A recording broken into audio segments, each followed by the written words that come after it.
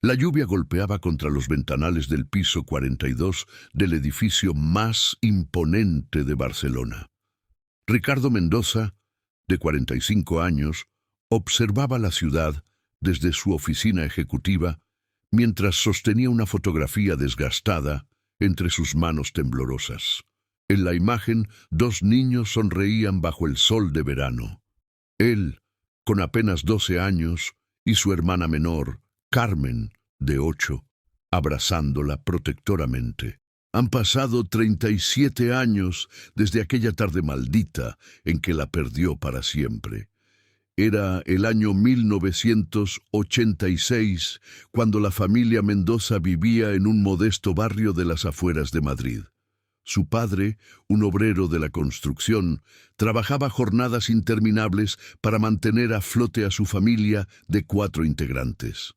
Su madre, María, se dedicaba al cuidado del hogar y ocasionalmente cosía ropa para los vecinos para conseguir algunos euros extra. Ricardo, siendo el hermano mayor, había desarrollado un instinto protector hacia Carmen que rayaba en lo obsesivo. La pequeña era su mundo entero, su razón de ser, y él había prometido cuidarla siempre. Aquella tarde fatídica de octubre, Ricardo había salido con sus amigos al parque cercano para jugar fútbol. Carmen había insistido en acompañarlo, pero él, con la arrogancia típica de un preadolescente, le había dicho que se quedara en casa porque era demasiado pequeña para jugar con los chicos mayores. Las últimas palabras que le dirigió fueron: «Quédate aquí, Carmen. Los niños grandes no juegan con bebés como tú». Esas palabras lo perseguirían el resto de su vida como dagas clavadas en el alma.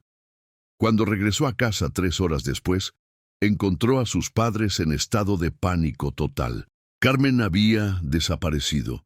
Había salido de casa después de la discusión con Ricardo, presumiblemente para demostrarle que no era ninguna bebé. Los vecinos la habían visto caminar hacia la estación de autobuses, pero después de eso fue como si la tierra se la hubiera tragado. La policía inició una investigación exhaustiva. Se distribuyeron miles de carteles por toda la ciudad. Se ofreció una recompensa que la familia no podía permitirse, pero todo fue en vano. Carmen Mendoza se había esfumado sin dejar rastro. Los años que siguieron fueron devastadores para la familia. Su padre comenzó a beber descontroladamente, culpándose por no haber estado presente cuando su hija lo necesitó. Su madre cayó en una depresión profunda de la cual nunca logró recuperarse completamente. Pero quien más sufrió fue Ricardo. Se culpaba ferozmente por haber sido cruel con Carmen el día de su desaparición. Si tan solo hubiera sido más paciente, si la hubiera llevado consigo, si hubiera sido el hermano mayor protector que debía ser. Estas preguntas lo atormentaban día y noche. Determinado a encontrar a su hermana, Ricardo dedicó cada momento libre de su adolescencia y juventud a buscarla.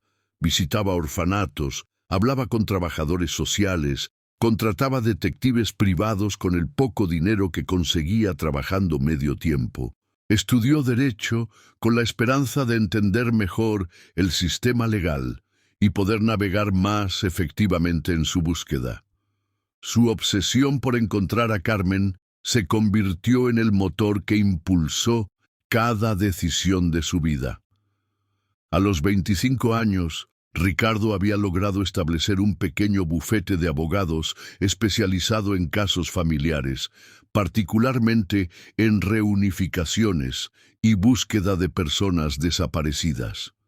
Su motivación personal lo convertía en un abogado excepcionalmente dedicado y efectivo. Los clientes acudían a él no solo por su competencia profesional, sino por la pasión genuina que demostraba en cada caso.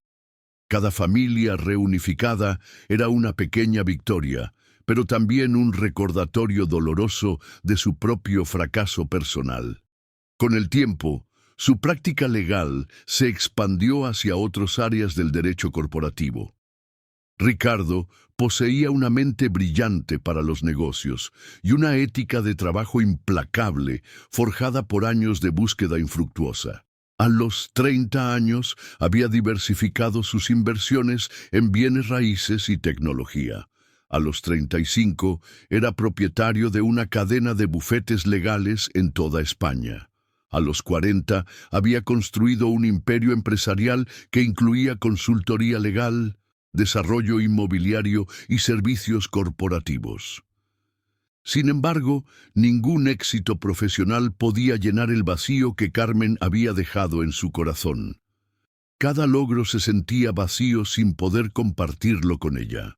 Cada victoria empresarial era agridulce, porque significaba tener más recursos para buscarla, pero también representaba tiempo que no había dedicado directamente a encontrarla.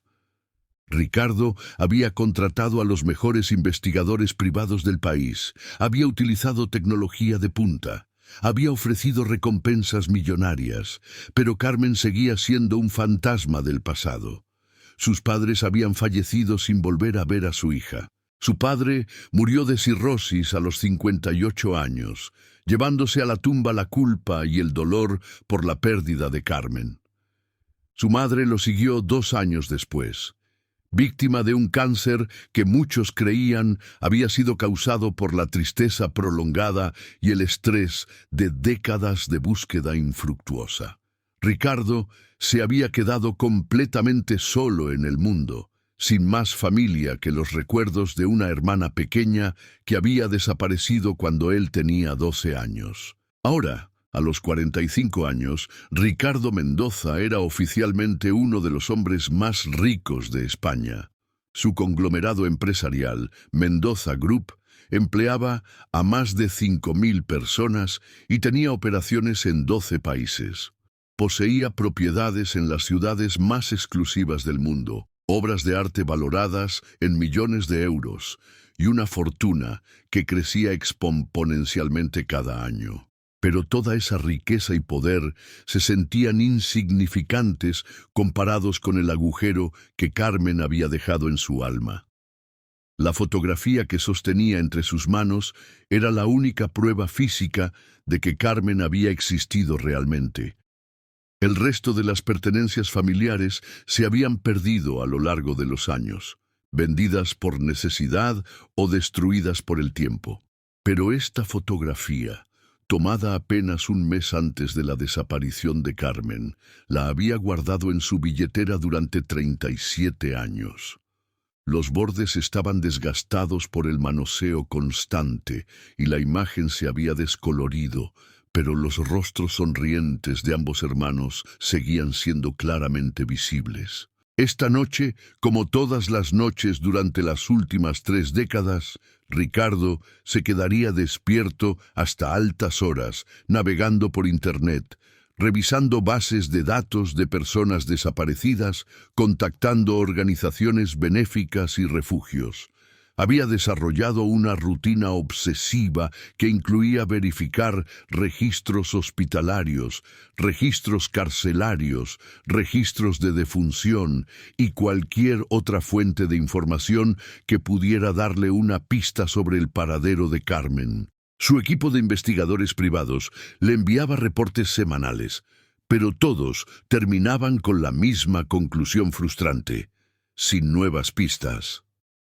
El teléfono de Ricardo sonó abruptamente, interrumpiendo sus pensamientos melancólicos. Era su asistente personal, Mónica, quien trabajaba para él desde hacía más de 10 años y conocía mejor que nadie su obsesión por encontrar a Carmen. Señor Mendoza, lamento molestarlo tan tarde, pero tenemos una situación en el edificio corporativo. El sistema de seguridad ha detectado movimiento en los pisos superiores después del horario laboral. El guardia de seguridad solicita su autorización para investigar. Ricardo miró su reloj. Eran las 10:30 de la noche. Normalmente, el edificio debería estar completamente vacío a esa hora, excepto por el personal de seguridad y limpieza nocturna. ¿Has verificado si es el equipo de limpieza? Recuerdo que contratamos a una nueva empresa la semana pasada. Ricardo se masajeó las sienes, sintiéndose repentinamente agotado. Sí, señor, es precisamente eso lo extraño. La empresa de limpieza, Servicios Integrales Barcelona, envió a su equipo como estaba programado, pero hay una persona adicional que no aparece en la lista de empleados registrados. El guardia dice que es una mujer de mediana edad que está limpiando su oficina personal. Cuando le preguntó por su identificación, ella se mostró muy nerviosa y evasiva. Ricardo frunció el ceño. Su oficina personal era un espacio altamente restringido al que solo tenían acceso él mismo, Mónica, y el personal de limpieza previamente autorizado y verificado por el Departamento de Seguridad. Cualquier desviación del protocolo establecido era motivo de preocupación, especialmente considerando la naturaleza sensible de los documentos e información que se manejaba en esas instalaciones. Bajaré inmediatamente. Dile al guardia que no deje que esa persona se marche hasta que yo llegue. Y contacta al supervisor de la empresa de limpieza para que nos explique por qué hay personal no autorizado en el edificio. Ricardo guardó la fotografía de Carmen en el cajón superior de su escritorio, como hacía todas las noches, y se dirigió hacia el ascensor privado que conectaba su penthouse con su oficina. Durante el descenso de 40 pisos, no pudo evitar sentir una extraña inquietud que no lograba explicar. Algo sobre esta situación le parecía diferente, aunque no podía identificar exactamente qué. El vestíbulo del edificio estaba débilmente iluminado por las luces de emergencia nocturnas. Roberto, el guardia de seguridad de turno, lo esperaba junto al mostrador principal con expresión preocupada. Era un hombre de 50 años, ex policía, que había trabajado para la empresa durante 8 años y nunca había tenido problemas de este tipo. Señor Mendoza, gracias por venir tan rápidamente. La situación es bastante extraña. Como le comenté a Mónica, hay una mujer en el piso ejecutivo que no está en nuestra lista de personal autorizado. Cuando le pedí su identificación, se puso extremadamente nerviosa y comenzó a temblar. Dijo que era nueva y que su supervisor le había dado instrucciones de limpiar específicamente su oficina, pero no pudo proporcionarme ningún documento que lo respaldara. ¿Dónde está ahora?, preguntó Ricardo, sintiendo que su pulso se aceleraba sin razón aparente. La dejé continuar con su trabajo bajo supervisión de otro guardia mientras esperábamos su llegada. No quería crear una escena innecesaria si resultaba ser un simple malentendido administrativo. Pero, señor Mendoza, hay algo más que me parece extraño. Cuando la vi por primera vez, tuve la sensación de que ya la había visto antes, aunque no logro recordar dónde. Tiene algo familiar, pero no puedo precisar qué es. Ricardo asintió y se dirigieron hacia el ascensor. Durante el ascenso al piso ejecutivo, Roberto continuó proporcionando detalles sobre el incidente. La mujer aparentaba tener entre 40 y 45 años, cabello castaño recogido en una cola de caballo. Vestía el uniforme estándar de la empresa de limpieza y parecía conocer perfectamente la disposición del edificio, lo cual era extraño para alguien supuestamente nuevo en el trabajo. Al llegar al piso 42, Ricardo pudo escuchar el sonido de una aspiradora proveniente de su oficina. Se acercaron silenciosamente por el pasillo alfombrado y a través de la puerta de cristal semi-opaco pudo distinguir la silueta de una mujer inclinada sobre su escritorio, limpiando meticulosamente cada superficie. ¿Has contactado ya con el supervisor de la empresa de limpieza?, preguntó Ricardo en voz baja. Sí, señor. Me dijeron que enviarían a alguien inmediatamente para aclarar la situación. Según sus registros, solo deberían haber 3 personas trabajando en el edificio esta noche, y ninguna de ellas coincide con la descripción de esta mujer. Ricardo se detuvo frente a la puerta de su oficina y observó más detenidamente a la mujer que trabajaba en su interior. Había algo en sus movimientos, en la forma en que sostenía su cabeza ligeramente inclinada hacia la izquierda, que le resultaba extrañamente familiar. Era un gesto sutil, casi imperceptible, pero que despertó algo profundo en su memoria. La mujer parecía estar concentrada en limpiar el área alrededor de su escritorio con una dedicación casi obsesiva. No era la eficiencia mecánica típica de un empleado de limpieza cumpliendo con su rutina laboral. Había algo personal, casi reverente, en la forma en que manejaba cada objeto sobre el escritorio. De repente, la mujer se enderezó y caminó hacia la ventana, exactamente hacia el mismo lugar donde Ricardo había estado parado apenas una hora antes, contemplando la ciudad nocturna. Se quedó allí inmóvil durante varios segundos, con las manos apoyadas contra el cristal, en una postura que le resultó tan familiar a Ricardo que sintió un escalofrío recorrer su espina dorsal. «Roberto, quiero que te mantengas cerca, pero déjame hablar con ella a solas primero. Hay algo sobre esta situación que necesito entender antes de tomar cualquier medida disciplinaria».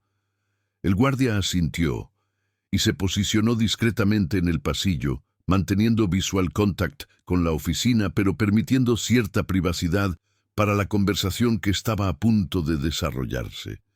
Ricardo respiró profundamente y golpeó suavemente en la puerta de cristal antes de abrirla. La mujer se giró rápidamente con expresión sobresaltada, y por un momento que pareció eterno, sus miradas se encontraron directamente. Lo que Ricardo vio en esos ojos lo dejó completamente sin aliento. Eran exactamente los mismos ojos que había estado contemplando en la fotografía apenas unas horas antes. Los mismos ojos que habían poblado sus sueños y pesadillas durante 37 años. Los mismos ojos que pertenecían a la niña de 8 años que había desaparecido de su vida una tarde de octubre de 1986.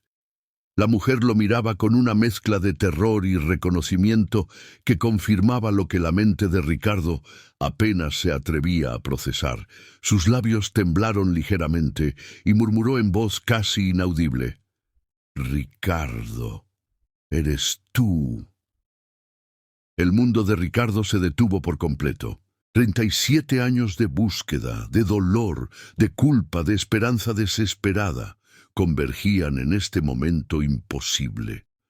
Su hermana Carmen, la niña que había desaparecido cuando él tenía 12 años, estaba parada frente a él, convertida en una mujer de 45 años, limpiando su oficina ejecutiva sin saber que pertenecía a su propio hermano. Las palabras se negaban a salir de la garganta de Ricardo. Podía sentir cómo su corazón latía con tanta fuerza que temía que fuera audible en el silencio tenso que había caído sobre la habitación. Carmen, por su parte, parecía igualmente paralizada, sosteniendo todavía el trapo de limpieza entre sus manos, como si fuera un ancla a la realidad que acababa de cambiar dramáticamente para ambos. «Carmen».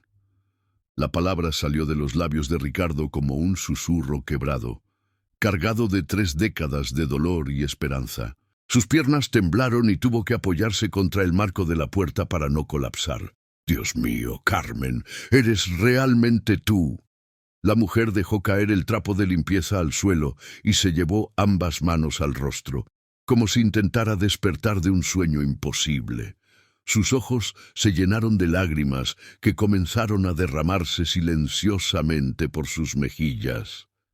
«No puede ser real. He soñado con este momento tantas veces que pensé que me estaba volviendo loca cuando te vi en las fotografías del edificio». «¿Fotografías del edificio?» Ricardo se acercó lentamente, temeroso de que cualquier movimiento brusco pudiera hacer que esta visión se desvaneciera, como había sucedido en tantos sueños a lo largo de los años. En el vestíbulo, Hay una pared con fotografías de los ejecutivos principales de la empresa. Cuando comencé a trabajar aquí hace 3 semanas, vi tu foto y pensé que te parecías a alguien que conocí hace mucho tiempo, pero era imposible. El niño que recordaba tenía 12 años. No esto. Carmen señaló vagamente hacia él, refiriéndose al hombre exitoso y maduro en que se había convertido. Ricardo sintió como si un puño gigante le estuviera apretando el pecho. 3 semanas. ¿Has estado trabajando aquí durante 3 semanas y yo no lo sabía? Su voz se quebró con la incredulidad y la ironía cruel del destino. Durante décadas había gastado millones de euros buscándola por todo el mundo, y ella había estado limpiando su oficina, literalmente a metros de distancia de él, durante casi un mes. Trabajo en el turno nocturno. Generalmente termino antes de que lleguen los ejecutivos por la mañana. Esta es la primera vez que alguien viene tan tarde. Carmen se secó las lágrimas con el dorso de la mano, pero nuevas lágrimas continuaban fluyendo. Ricardo, yo te he estado buscando también. Todos estos años, nunca dejé de esperar encontrarte algún día. Las palabras de Carmen golpearon a Ricardo como una avalancha emocional.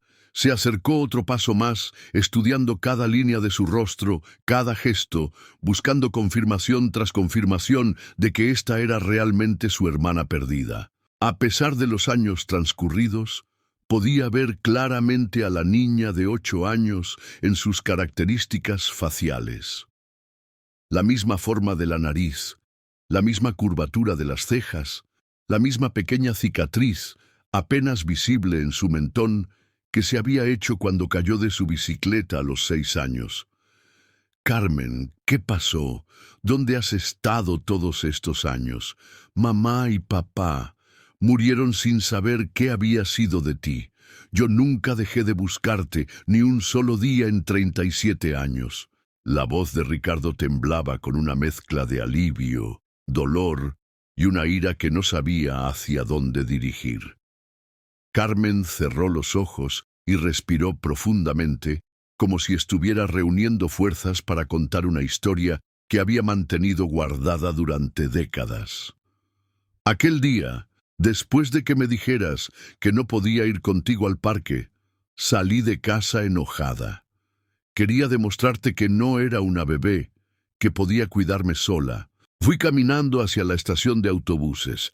No tenía un plan real, solo quería, quería que te preocuparas por mí.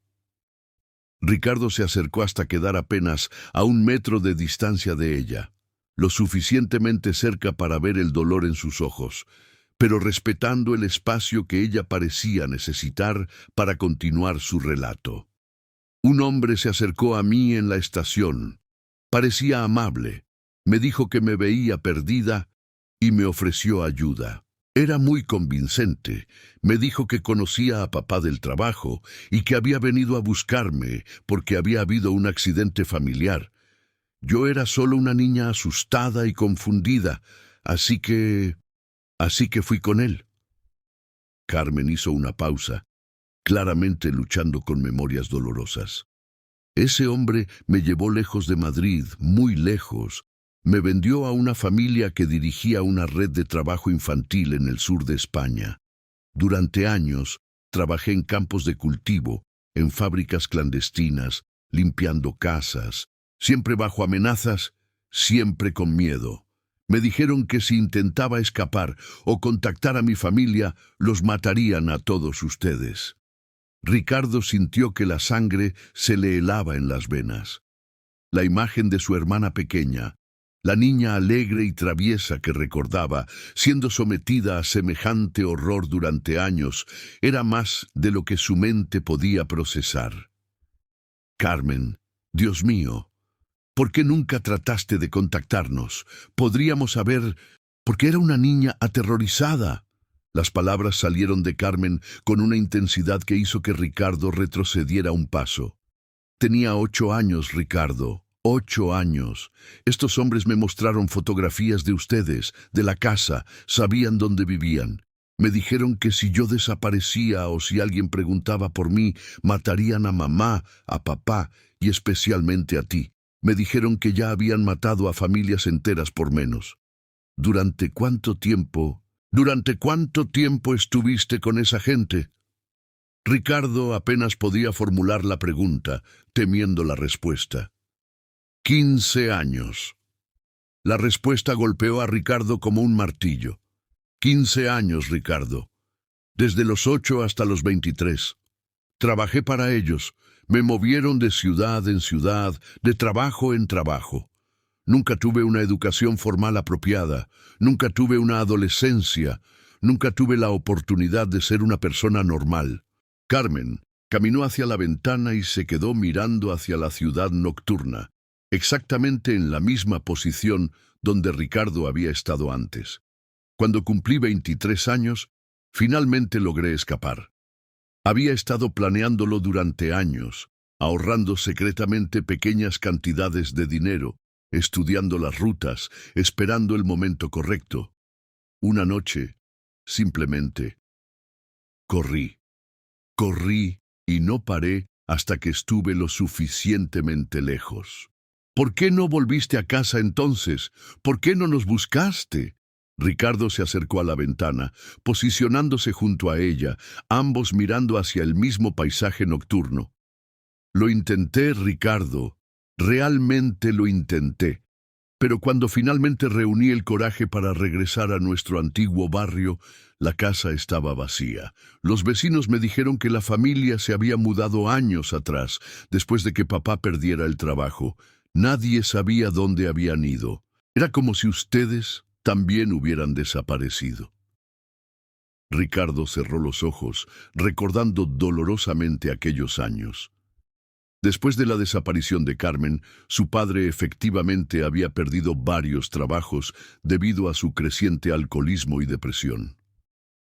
La familia se había mudado 3 veces en 5 años, siempre a barrios más baratos, siempre huyendo de los recuerdos y las deudas acumuladas por la búsqueda de Carmen. Spent años buscándolos después de eso, continuó Carmen. Pero no tenía recursos, no tenía educación, no sabía cómo usar internet o bases de datos, trabajaba de día y buscaba de noche, iba a oficinas gubernamentales, hablaba con trabajadores sociales, preguntaba en hospitales, pero nunca encontré ni una pista. Carmen, Ricardo quería decirle sobre toda su búsqueda, sobre los millones gastados, sobre los investigadores privados, sobre las noches sin dormir. Pero las palabras se sentían inadecuadas frente al sufrimiento que ella había experimentado. Hace 10 años, me enteré de que papá había muerto. Un trabajador social me ayudó a encontrar el registro de defunción. Fue entonces cuando supe nuestro apellido había cambiado en algunos documentos debido a errores administrativos durante las mudanzas. Ese error había hecho que mis búsquedas fueran infructuosas durante años. Carmen se giró hacia Ricardo, con los ojos rojos pero determinados. Cuando encontré la tumba de papá, había flores frescas. Supe que alguien de la familia seguía vivo y visitaba regularmente. Comencé a vigilar el cementerio. Ricardo sintió un escalofrío. ¿Me viste en el cementerio? Muchas veces. Pero eras tan diferente, tan exitoso, tan importante. Llevabas trajes caros, llegabas en coches lujosos, siempre acompañado de guardaespaldas o asistentes. Soy una mujer sin educación, con trabajos precarios, viviendo día a día. Pensé que tal vez era mejor que siguieras creyendo que estaba muerta antes que descubrir en qué me había convertido. Las palabras de Carmen cayeron sobre Ricardo como un peso aplastante. La idea de que su hermana hubiera estado tan cerca durante años, observándolo desde las sombras, sintiéndose indigna de acercarse a él, era más dolorosa que todos los años de búsqueda infructuosa combinados. Carmen, ¿cómo puedes decir eso? ¿Cómo puedes pensar que me importaría lo que haces para vivir o cuánto dinero tienes? Ricardo se giró completamente hacia ella, sus ojos brillando con una mezcla de dolor y frustración. Eres mi hermana pequeña. Durante 37 años no ha pasado un solo día sin que pensara en ti, sin que me preguntara si estabas viva, si estabas bien, si necesitabas ayuda.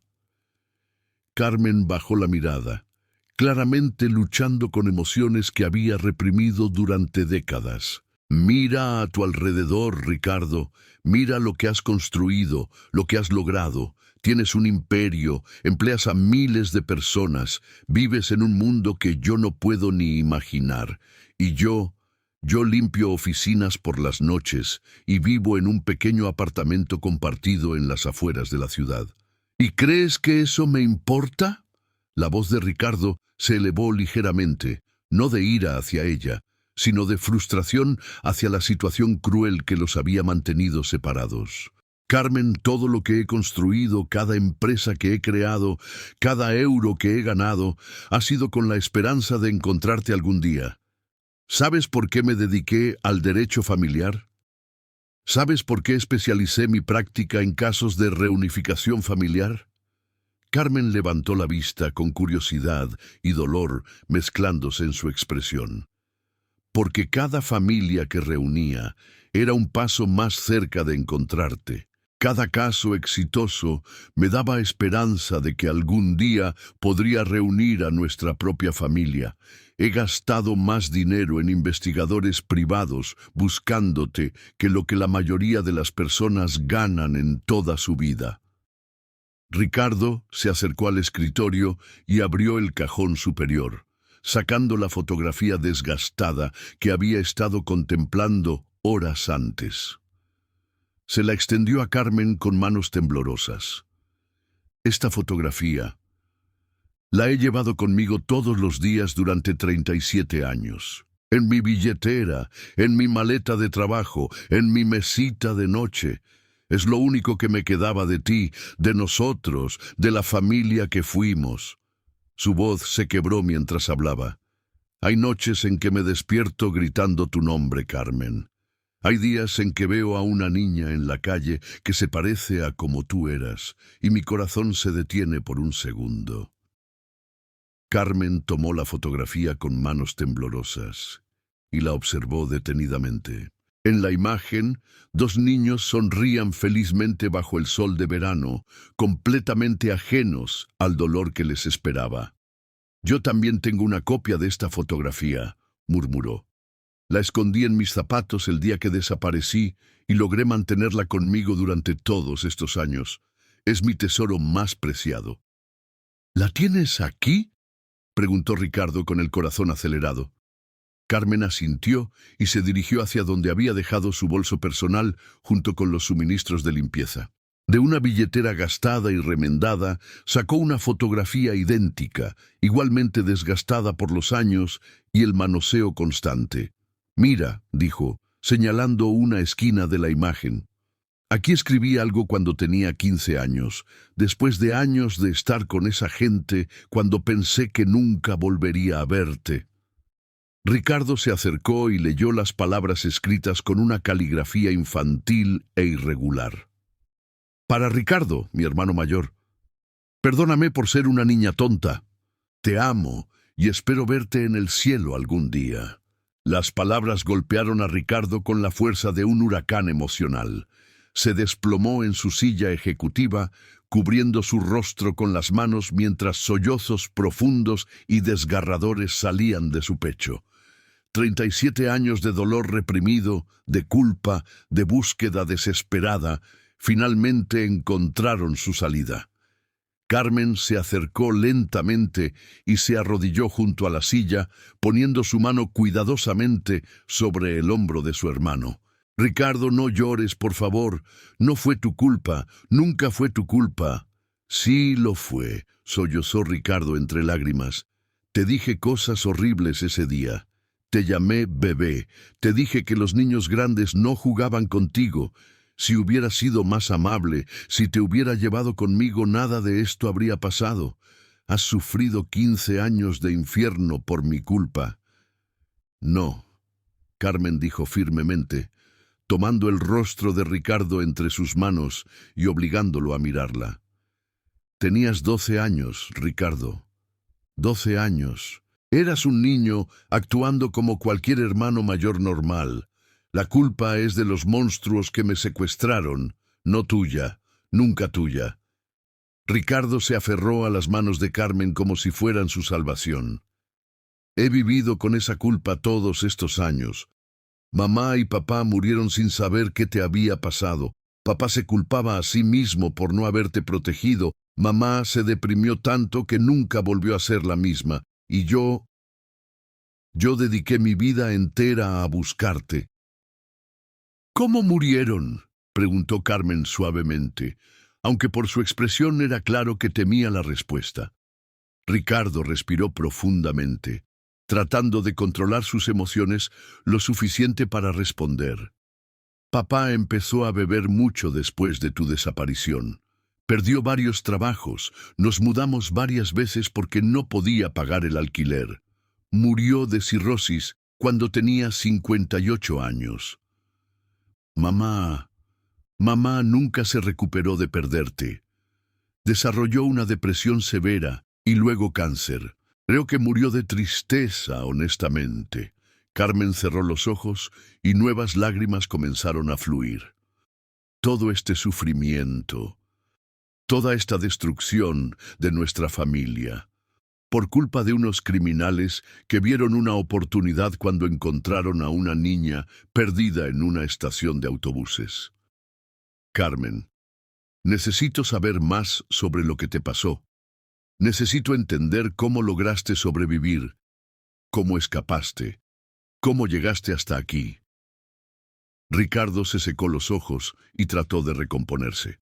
Pero también necesito que sepas que nada de lo que me cuentes cambiará el hecho de que eres mi hermana y que te amo exactamente como te amaba cuando tenías 8 años. Carmen asintió lentamente. Es una historia larga y dolorosa, Ricardo. No estoy segura de estar lista para contarte todos los detalles. No tienes que contarme nada que no quieras contar. Tenemos tiempo, todo el tiempo del mundo ahora. Ricardo la ayudó a levantarse y la guió hacia el sofá de su oficina. Pero hay una cosa que necesito preguntarte. ¿Cómo terminaste trabajando específicamente en mi empresa? ¿Fue casualidad o...? Carmen se sentó en el borde del sofá, todavía nerviosa e insegura. Fue completamente por casualidad, te lo juro.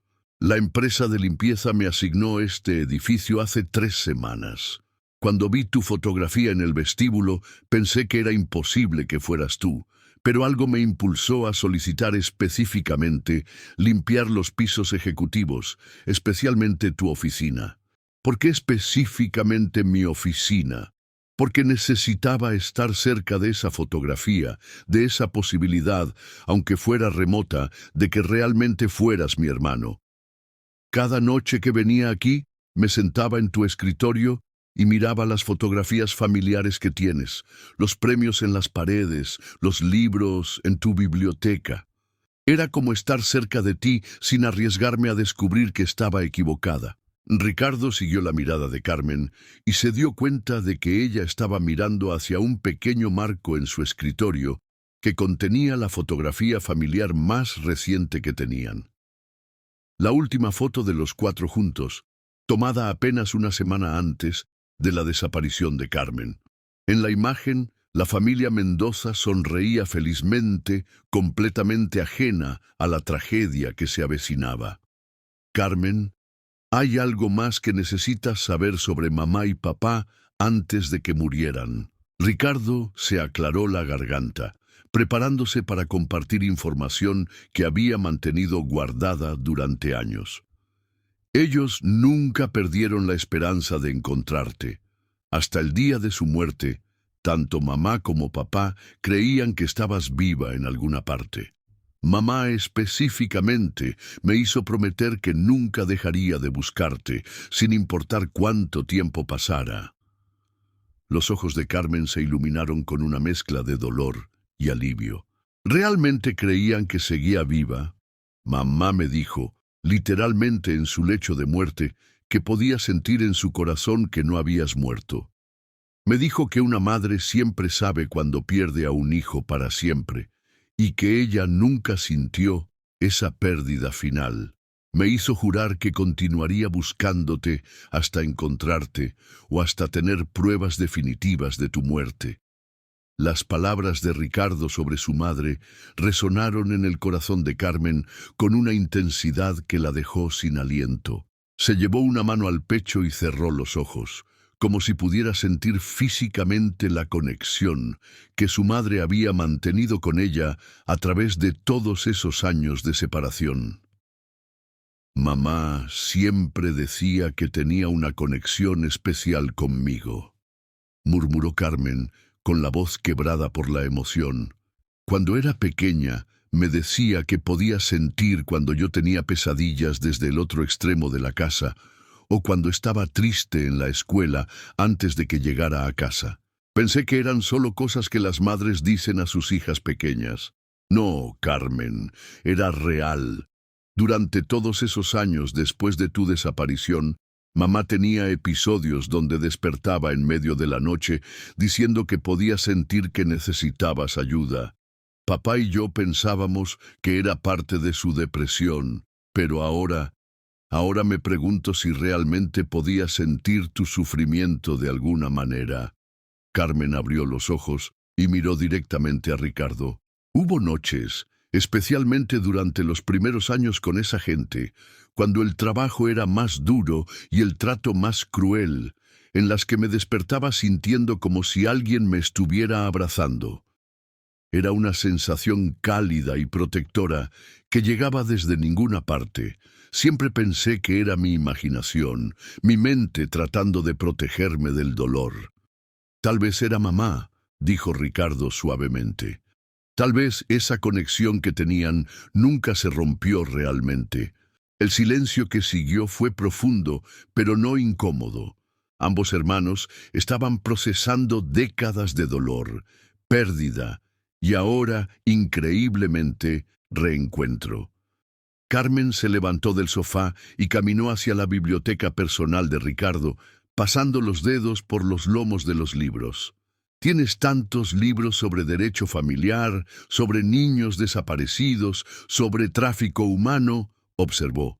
¿Los leíste todos buscando pistas sobre lo que me pudo haber pasado?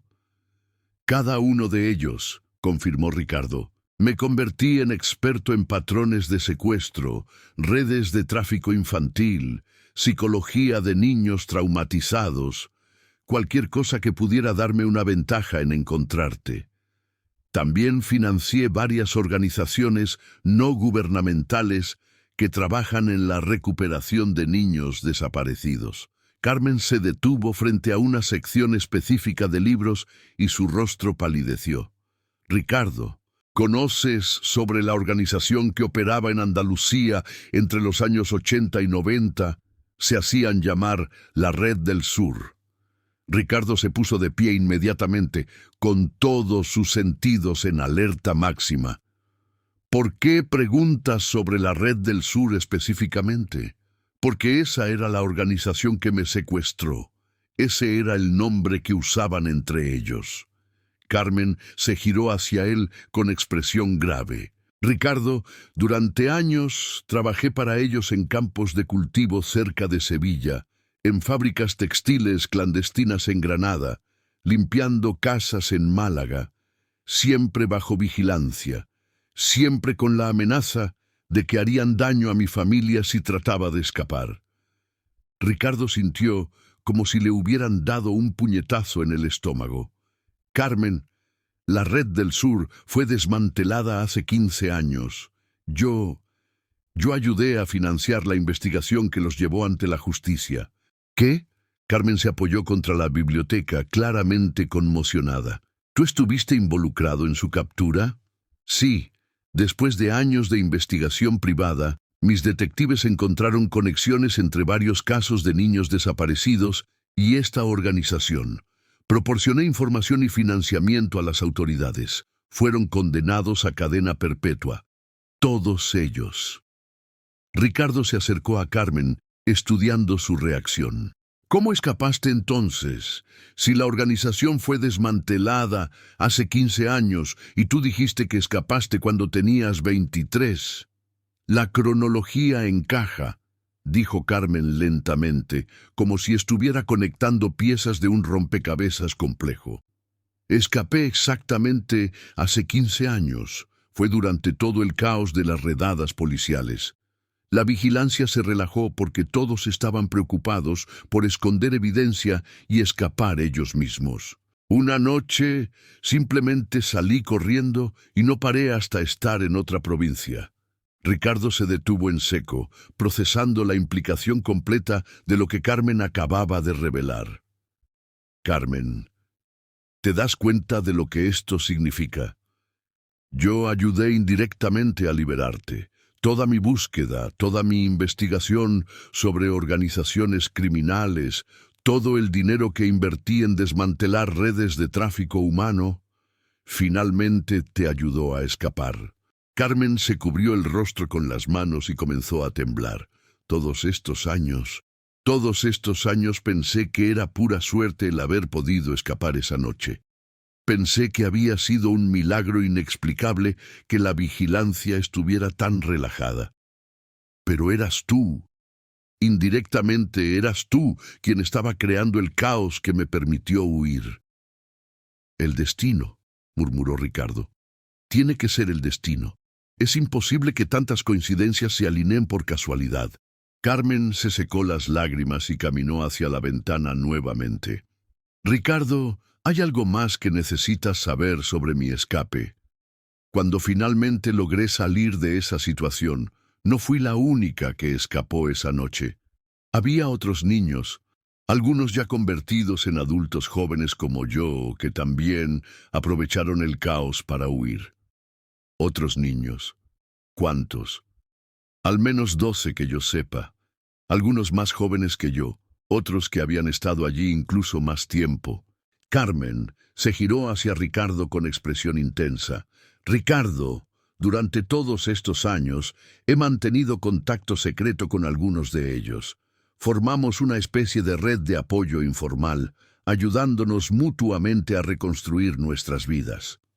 Ricardo sintió una mezcla de admiración y dolor al escuchar esto.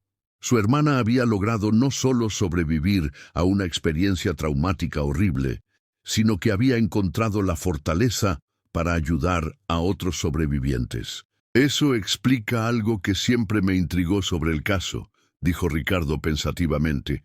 Los investigadores nunca lograron rastrear a todas las víctimas de la Red del Sur. Sabían que había más niños involucrados de los que encontraron durante las redadas, pero nunca aparecieron. Asumieron que habían sido trasladados a otras organizaciones o, peor. No, muchos de nosotros simplemente nos escondimos. Teníamos tanto miedo de las autoridades como de nuestros captores. Habíamos sido condicionados durante años a creer que la policía también era parte del problema, que si nos encontraban, nos devolverían a situaciones aún peores. Carmen regresó al sofá y se sentó, claramente agotada emocional y físicamente por la intensidad de la conversación. Ricardo, algunos de los otros sobrevivientes aún luchan terriblemente. Algunos nunca lograron reintegrarse completamente a la sociedad. Otros han tenido problemas con drogas, alcohol, relaciones abusivas. Las cicatrices de lo que vivimos son profundas. Carmen, podemos ayudarlos. Con los recursos que tengo ahora, podemos proporcionar terapia, educación, oportunidades de trabajo, lo que necesiten. Ricardo se sentó frente a ella, con los ojos brillando con una nueva determinación. Podemos convertir todo este dolor en algo constructivo. ¿Harías eso? ¿Realmente ayudarías a personas que ni siquiera conoces? Carmen, son tu familia elegida. Son las personas que te ayudaron a sobrevivir cuando yo no pude protegerte. Por supuesto que los ayudaría. Ricardo tomó las manos de Carmen entre las suyas. Pero más importante que eso, quiero ayudarlos, porque es lo correcto. Durante años he estado buscando formas de darle sentido a tu desaparición, de encontrar algún propósito en todo este dolor. Tal vez este sea ese propósito. Carmen apretó las manos de Ricardo y por primera vez desde su reencuentro una pequeña sonrisa apareció en su rostro. Sabes, hay una chica, Isabela, que tenía solo 6 años cuando fue secuestrada. Ahora tiene 25 y está estudiando para ser trabajadora social, específicamente para ayudar a otros niños en situaciones similares. Y hay un chico, Miguel, que se convirtió en un artista increíble. Sus pinturas... Ricardo, sus pinturas cuentan toda la historia de lo que vivimos de una manera que las palabras nunca podrían expresar. Me encantaría conocerlos, a todos ellos. Tenemos una reunión mensual. Nos encontramos en un pequeño café en el barrio de Gracia. Es nuestro espacio seguro donde podemos hablar abiertamente sobre nuestras experiencias sin juicio. Carmen vaciló por un momento. ¿Te gustaría venir conmigo el próximo mes? Estoy segura de que les encantaría conocer al hermano que nunca dejó de buscarme. Ricardo sintió que su corazón se hinchaba con una emoción que no había experimentado en décadas. Esperanza pura y genuina. Me encantaría, Carmen, me encantaría ser parte de tu vida nuevamente, de cualquier manera que me permitas. En ese momento, se escucharon pasos aproximándose por el pasillo. Roberto, el guardia de seguridad, apareció en la puerta acompañado de un hombre mayor, vestido con un uniforme administrativo de la empresa de limpieza. Señor Mendoza, le presento a Jorge Ruiz, supervisor nocturno de Servicios Integrales Barcelona. Vino tan pronto como lo contactamos para aclarar la situación con la empleada no autorizada. Jorge miró nerviosamente entre Ricardo y Carmen, claramente confundido por la atmósfera emocional que percibía en la habitación. Señor Mendoza, lamento mucho la confusión. Revisé todos nuestros registros y definitivamente no tenemos a ninguna empleada asignada a este edificio que coincida con la descripción que nos proporcionaron.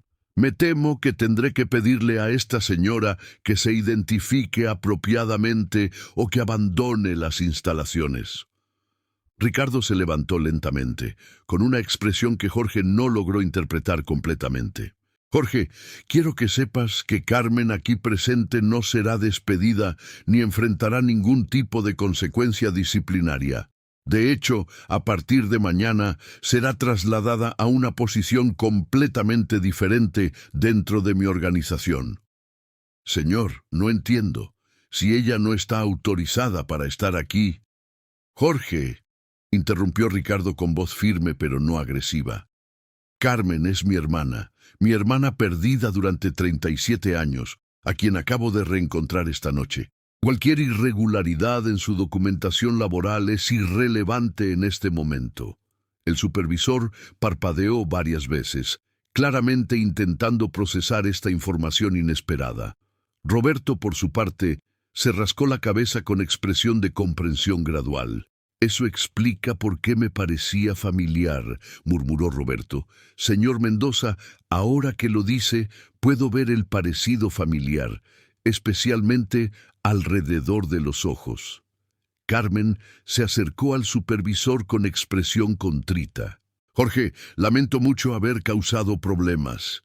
Efectivamente, no seguí los protocolos apropiados para estar aquí esta noche. Acepto toda la responsabilidad por la confusión. No, Carmen, dijo Ricardo firmemente. No vas a aceptar responsabilidad por nada. Jorge, quiero que Carmen sea removida inmediatamente de la nómina de la empresa de limpieza. Mañana mismo, mi departamento de recursos humanos se pondrá en contacto contigo para formalizar su transferencia a nuestra organización. Jorge asintió rápidamente, aunque todavía parecía estar en shock por la revelación. Por supuesto, señor Mendoza, cualquier cosa que necesite, ¿Debo informar este incidente a mi supervisor superior? Informa lo que consideres necesario para los registros internos de tu empresa, pero deja muy claro que no hubo ningún problema de seguridad real y que el asunto se resolvió satisfactoriamente. Ricardo se dirigió a Roberto. Roberto, gracias por manejar esta situación con profesionalismo. Puedes documentar en tu reporte que se trató de un asunto familiar personal que se resolvió sin incidentes. Después de que Jorge y Roberto se marcharon, Ricardo y Carmen se quedaron nuevamente solos en la oficina. El silencio que siguió fue diferente al anterior. Había una sensación de finalidad, como si un capítulo doloroso finalmente estuviera cerrándose para ambos. Ricardo, dijo Carmen suavemente, no puedes simplemente darme un trabajo en tu empresa porque soy tu hermana. Yo no tengo la educación, las habilidades, la experiencia. Carmen para. Ricardo se acercó a ella y puso sus manos sobre sus hombros. Primero, tienes más experiencia de vida real y supervivencia que la mayoría de los ejecutivos que conozco. Segundo, tienes una ética de trabajo que he podido observar durante las últimas 3 semanas sin siquiera saberlo. Y tercero, tienes algo que ninguno de mis empleados tiene. Eres mi hermana. Pero la gente va a pensar que es nepotismo, que no me lo merezco. ¿Y qué si lo piensan? Ricardo se encogió de hombros. Carmen, soy el dueño de esta empresa. Puedo contratar a quien quiera, cuando quiera, por las razones que quiera. Y quiero contratarte porque eres increíblemente resiliente, trabajadora, y porque durante 37 años soñé con el día en que podríamos trabajar juntos nuevamente. Carmen bajó la mirada, claramente luchando con sus propias inseguridades y trauma. Ricardo, no sé si soy la persona que crees que soy. Estos años me han cambiado de formas que tal vez no puedas entender. A veces tengo pesadillas, a veces tengo ataques de pánico, a veces no puedo estar en espacios cerrados con demasiada gente. Carmen, mírame, dijo Ricardo, levantando suavemente su barbilla para que lo mirara a los ojos. No espero que seas la niña de 8 años que perdí. Han pasado 37 años. Yo tampoco soy el niño de 12 años que eras. Ambos hemos cambiado, ambos hemos sido marcados por lo que hemos vivido, pero seguimos siendo hermanos, y eso es lo único que realmente importa. ¿Y si no puedo adaptarme a trabajar en un ambiente corporativo? ¿Y si mis problemas interfieren con el trabajo? Entonces, trabajaremos juntos para encontrar soluciones. Podemos comenzar con trabajo de medio tiempo, puedes tomar descansos cuando los necesites, podemos proporcionarte terapia profesional, podemos adaptar tu ambiente de trabajo a tus necesidades específicas. Ricardo sonrió por primera vez en la noche. Carmen, he gastado una fortuna durante décadas tratando de encontrarte. ¿Realmente crees que no voy a invertir lo que sea necesario para asegurarme de que seas feliz y exitosa ahora que te he encontrado? Carmen finalmente permitió que una sonrisa pequeña pero genuina apareciera en su rostro. ¿Sabes qué es lo más extraño de todo esto? Durante todas estas semanas, limpiando tu oficina, me sentía más en paz aquí que en cualquier otro lugar. Había algo sobre este espacio que me hacía sentir segura, protegida. Tal vez era porque inconscientemente sabías que era el espacio de tu hermano, sugirió Ricardo. Tal vez esa conexión que mamá siempre mencionaba funcionaba en ambas direcciones. Podría ser. Siempre me quedaba más tiempo del necesario aquí. Mis supervisores nunca entendían por qué esta oficina siempre estaba impecablemente limpia, mientras que otras requerían menos tiempo y atención. Ricardo caminó hacia su escritorio y abrió otro cajón, sacando una llave dorada. Carmen, quiero darte esto. Es la llave de acceso directo a mi oficina privada. Desde ahora, este espacio es tanto tuyo como mío. Cuando necesites un lugar silencioso para pensar, para descansar, para simplemente estar en paz, quiero que sepas que siempre tienes un lugar aquí. Carmen tomó la llave con manos temblorosas. Ricardo, esto es demasiado. No puedo aceptar. Sí puedes, y lo harás. Carmen, durante 37 años he vivido en esta oficina más que en mi propio penthouse. He tomado las decisiones más importantes de mi vida desde este escritorio. He construido mi imperio desde esta silla. Pero nunca, ni una sola vez, me ha sentido como un hogar hasta esta noche. ¿Por qué? Porque ahora tienes tú aquí conmigo, porque finalmente puedo compartir todo lo que he construido con la persona para quien realmente lo construí. Ricardo se acercó a la ventana y señaló hacia la ciudad nocturna. ¿Ves todas esas luces ahí afuera? Cada una representa una vida, una familia, una historia. Durante años miré hacia esas luces y me sentí completamente desconectado de todas ellas. Pero esta noche, por primera vez en décadas, siento que pertenezco a algo más grande que mi propio dolor. Carmen se unió a él en la ventana, sosteniendo la llave dorada contra su pecho. Ricardo, hay algo que necesito decirte sobre estas últimas 3 semanas trabajando aquí. ¿Qué? Cada noche, antes de limpiar tu escritorio, me sentaba en tu silla por unos minutos. No tocaba nada, no revisaba ningún documento, simplemente me sentaba allí e imaginaba cómo sería tener una vida diferente, una vida donde perteneciera a algo importante y significativo. Ricardo sintió que su corazón se hinchaba con una emoción indescriptible. ¿Y cómo se sentía? Como si finalmente hubiera llegado a casa. 3 semanas después del reencuentro milagroso, Ricardo se encontraba en su oficina revisando los planes para la nueva fundación que había decidido crear. La Fundación Carmen Mendoza para Víctimas de Tráfico Humano sería la organización benéfica más grande de España, dedicada específicamente a la rehabilitación y reintegración de sobrevivientes de tráfico infantil. Carmen había insistido en que llevara su nombre, no por vanidad, sino porque quería que otros sobrevivientes supieran que alguien que había pasado por lo mismo estaba liderando los esfuerzos para ayudarlos.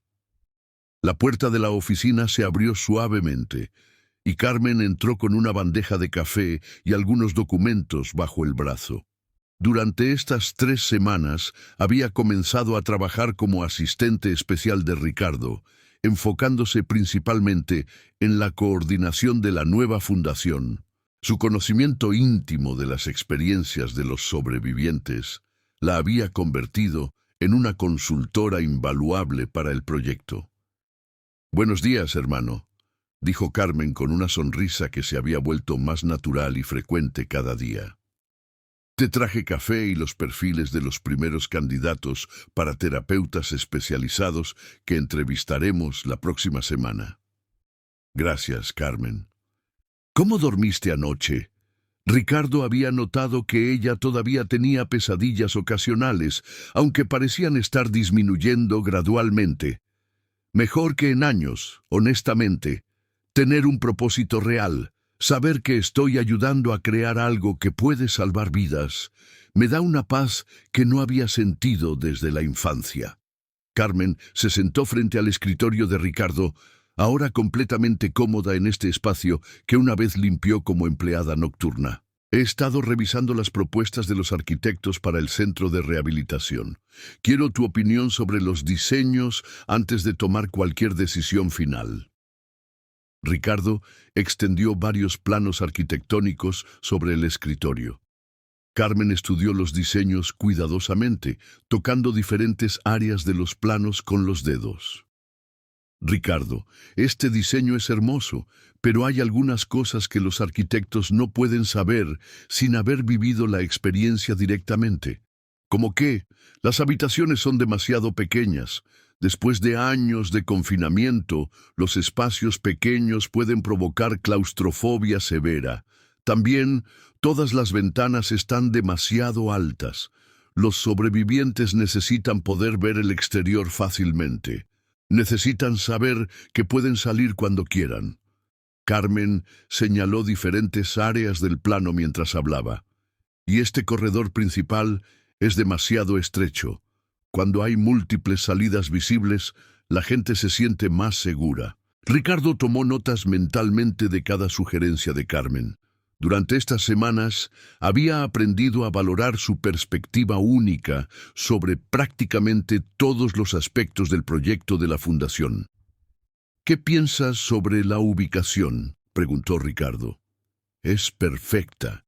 Está lo suficientemente cerca de la ciudad para acceder a servicios médicos y educativos, pero lo suficientemente alejada para proporcionar el ambiente tranquilo que los sobrevivientes necesitan para sanar.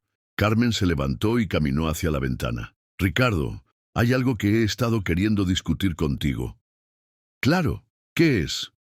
Los otros sobrevivientes que te mencioné están listos para conocerte. Hemos hablado mucho sobre ti durante nuestras reuniones mensuales y están increíblemente agradecidos por lo que estás haciendo con la fundación. Ricardo sintió una mezcla de nerviosismo y anticipación. ¿Cómo se sienten sobre la idea de que alguien externo se una a sus reuniones? Al principio estaban nerviosos, pero cuando les expliqué que eres mi hermano, que fuiste quien indirectamente ayudó a desmantelar la Red del Sur, su actitud cambió completamente. Te ven como un héroe, Ricardo. No soy un héroe, Carmen. Solo fui un hermano desesperado buscando a su hermana perdida. Para ellos, eres ambas cosas. Carmen regresó al escritorio y se sentó. Hay alguien en particular que está especialmente emocionado por conocerte. ¿Recuerdas que te mencioné a Isabela, la chica que ahora estudia trabajo social? Sí, la que tenía 6 años cuando fue secuestrada. Exacto. Bueno, Isabela ha estado investigando sobre ti durante estas semanas. Descubrió que varias de las organizaciones que financiaste a lo largo de los años ayudaron indirectamente a otros miembros de nuestro grupo de apoyo. No solo me ayudaste a escapar a mí, Ricardo. Tus esfuerzos tocaron las vidas de al menos 5 de nosotros, de diferentes maneras. Ricardo se reclinó en su silla, procesando esta información. No tenía idea. Nunca seguí específicamente los casos individuales que resultaron de mis donaciones. Isabela quiere presentarte un proyecto especial durante nuestra próxima reunión. Ha estado trabajando en documentar nuestras historias, no los detalles traumáticos, sino las historias de supervivencia y recuperación. Quiere crear un libro que pueda ayudar a otros sobrevivientes a entender que es posible reconstruir sus vidas. Eso suena increíble. Por supuesto que estoy interesado en apoyar ese proyecto también. Carmen sonrió y abrió uno de los archivos que había traído. Tengo aquí algunas páginas que Isabela me pidió que te mostrara como adelanto.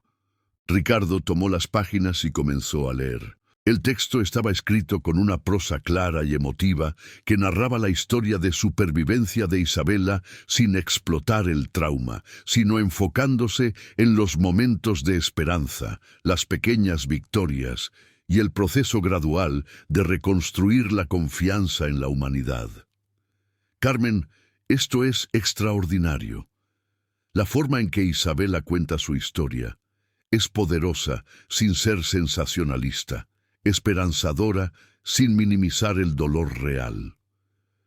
Ella tiene un don natural para la escritura. Durante nuestras reuniones de grupo siempre ha sido la que mejor articula los sentimientos que todos experimentamos, pero no sabemos cómo expresar. Ricardo continuó leyendo y se detuvo en un párrafo particular.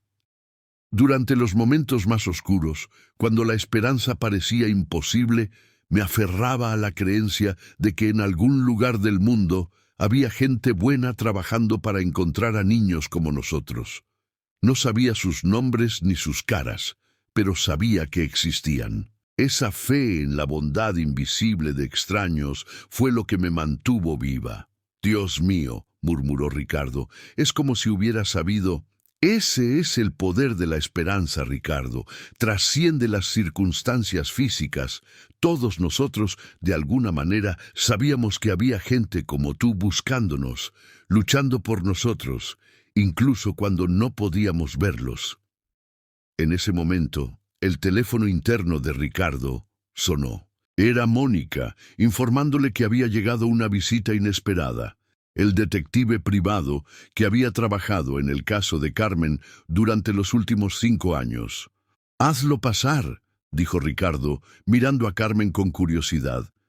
«Es Miguel Santos, el investigador que se especializó en tu caso. Me pregunto qué lo trae aquí». Unos minutos después, Miguel Santos entró en la oficina. Era un hombre de unos 55 años. Cabello gris, con la apariencia cansada de alguien que había dedicado su carrera a casos difíciles e imposibles. Cuando vio a Carmen sentada junto al escritorio de Ricardo, su expresión cambió a una de asombro absoluto. «Señor Mendoza, es posible. Es realmente ella». «Miguel, te presento a Carmen, mi hermana». «Carmen, Miguel ha estado buscándote incansablemente durante los últimos 5 años». Miguel se acercó lentamente, como si estuviera viendo un fantasma. «Señorita Mendoza, no puedo creer que esté realmente aquí. Durante años seguí cada pista, revisé cada base de datos, contacté cada refugio. Nunca perdí la esperanza, pero comencé a temer que nunca la encontraríamos». Carmen se levantó y extendió su mano hacia Miguel. «Señor Santos, Ricardo me ha contado sobre su dedicación incansable para encontrarme. No puedo imaginar la frustración que debe haber sentido durante todos esos años. La frustración no importa ahora», dijo Miguel, estrechando su mano calurosamente. «Lo que importa es que está aquí, que está segura, que está con su familia donde pertenece». «Miguel, ¿qué te trae aquí hoy?», preguntó Ricardo. «Actually, venía a informarle sobre una nueva pista que había surgido sobre el caso de Carmen, pero obviamente esa información ya no es necesaria». Miguel sonrió ampliamente. «Sin embargo, hay algo más que creo que ambos deberían saber». «¿Qué es?». Miguel abrió su maletín y sacó un archivo grueso. «Durante mi investigación sobre el caso de Carmen, descubrí conexiones con al menos 28 otros casos de niños desaparecidos que también fueron víctimas de la Red del Sur. Algunos de estos casos nunca fueron oficialmente conectados con esa organización». Carmen y Ricardo intercambiaron miradas significativas. «Miguel», dijo Carmen cuidadosamente, ¿alguno de esos 28 casos involucra a niños que escaparon durante las redadas hace 15 años? «Sí, varios. ¿Por qué lo pregunta?». Carmen miró a Ricardo, quien asintió alentadoramente. «Porque estoy en contacto con varios de esos sobrevivientes. Hemos mantenido una red de apoyo informal durante años». Los ojos de Miguel se iluminaron con excitación profesional. ¿Sería posible conocer a algunos de ellos? No para interrogarlos o causar más trauma, sino para ayudar a cerrar oficialmente algunos de estos casos. Hay familias que han estado buscando a sus hijos durante décadas, así como la suya, señor Mendoza. Ricardo sintió que su pulso se aceleraba. «¿Estás diciendo que algunos de los amigos de Carmen podrían tener familias que aún los están buscando?» «Es muy probable. Algunos de estos casos nunca fueron cerrados oficialmente. Las familias nunca supieron qué había pasado con sus hijos». Carmen se sentó lentamente, con el rostro pálido, mientras procesaba las implicaciones de lo que Miguel acababa de revelar. «¿Estás diciendo que algunos de mis amigos, algunos de los otros sobrevivientes, podrían reunirse con sus familias como Ricardo y yo nos reunimos?» Miguel asintió solemnemente. «Es una posibilidad real, señorita Mendoza. Durante todos estos años he mantenido contacto con varias familias que nunca dejaron de buscar. Algunas, como su hermano, han invertido todo lo que tenían en la búsqueda. Otras simplemente esperaron, mantuvieron la esperanza viva día tras día durante décadas. Ricardo se levantó y comenzó a caminar por la oficina, con la mente trabajando a toda velocidad. Miguel, necesitamos manejar esto con extremo cuidado. Los sobrevivientes han construido nuevas vidas, han desarrollado mecanismos de supervivencia. No podemos simplemente aparecer con familias del pasado sin considerar el impacto psicológico. Absolutamente de acuerdo, dijo Miguel. Por eso pensé que sería mejor discutir esto con ustedes primero. Carmen, usted conoce a estos sobrevivientes mejor que nadie. ¿Cree que alguno de ellos estaría abierto a la posibilidad de reconectarse con sus familias originales? Carmen cerró los ojos y respiró profundamente. Algunos sí, otros definitivamente no. Isabela, la chica que estudia trabajo social, siempre ha hablado sobre su deseo de encontrar a sus padres, pero Miguel, el artista, ha sido muy claro sobre que su familia actual, nosotros, es la única familia que quiere o necesita.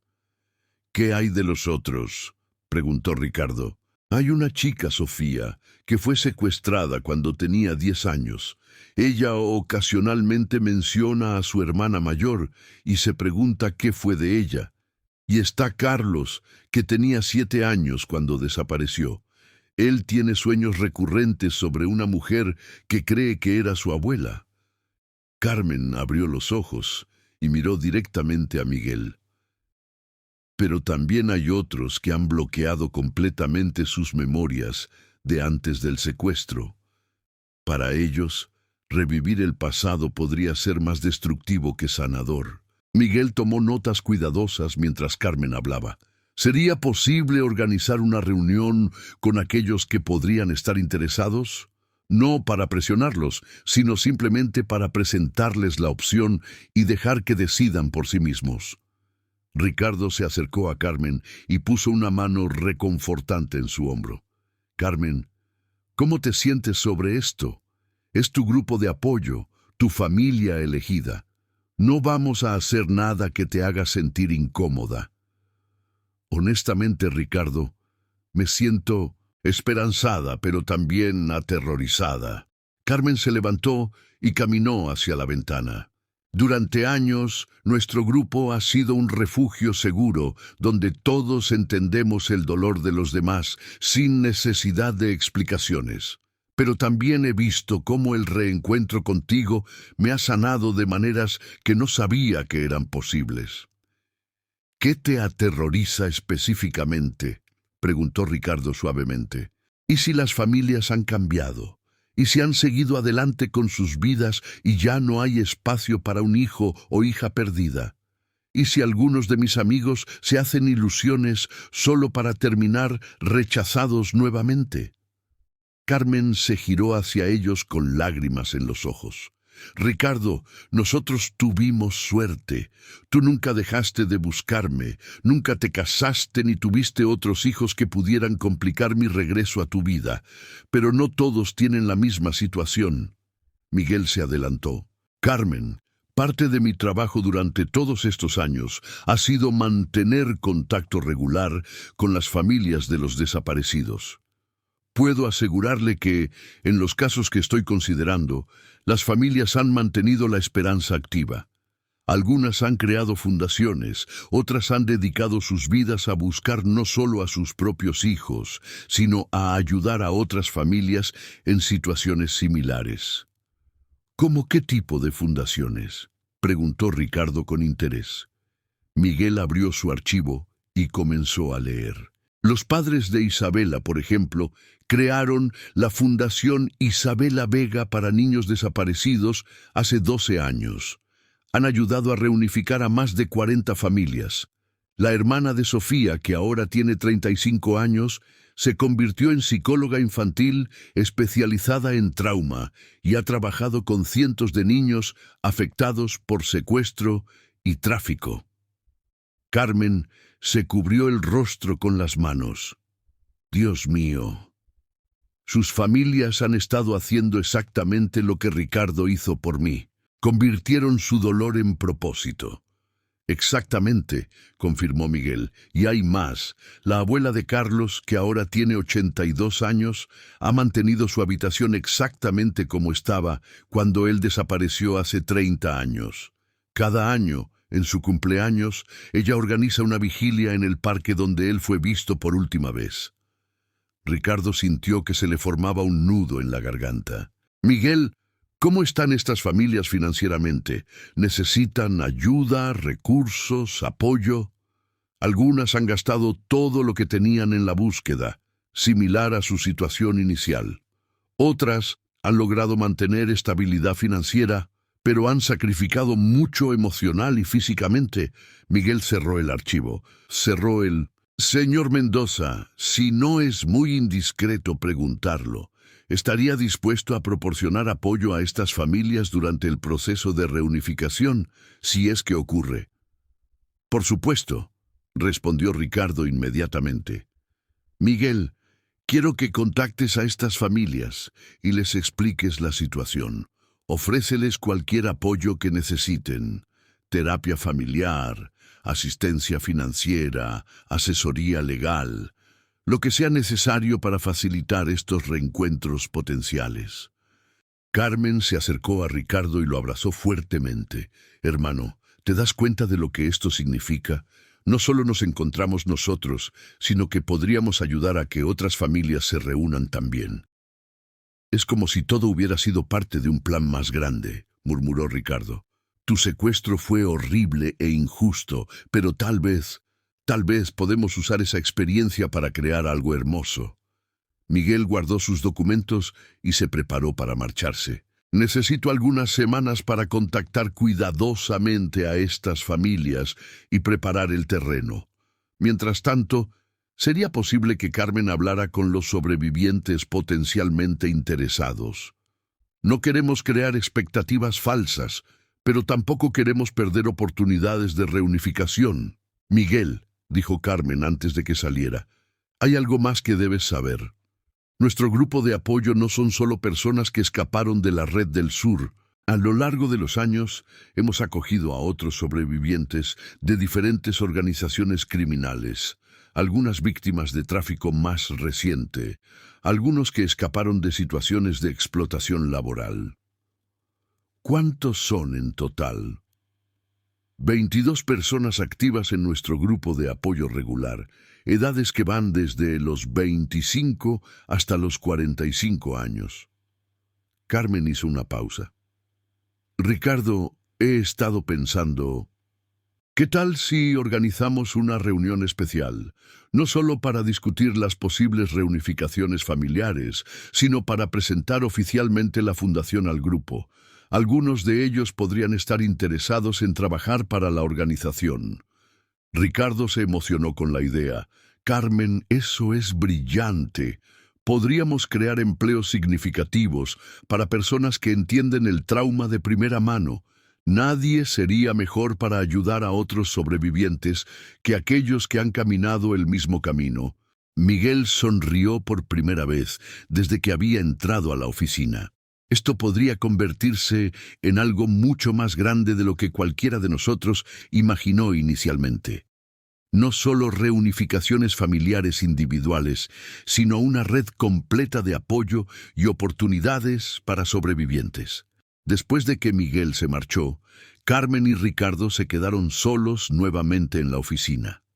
Carmen caminó hacia el escritorio y tomó la fotografía familiar que había estado allí desde su reencuentro. Ricardo, ¿alguna vez imaginaste que encontrarme llevaría a todo esto? Honestamente, Carmen, durante todos esos años de búsqueda, mi única fantasía era verte nuevamente y saber que estabas bien. Nunca imaginé que tu experiencia podría convertirse en la base para ayudar a tantas otras personas. Carmen sonrió y colocó la fotografía de vuelta en su lugar.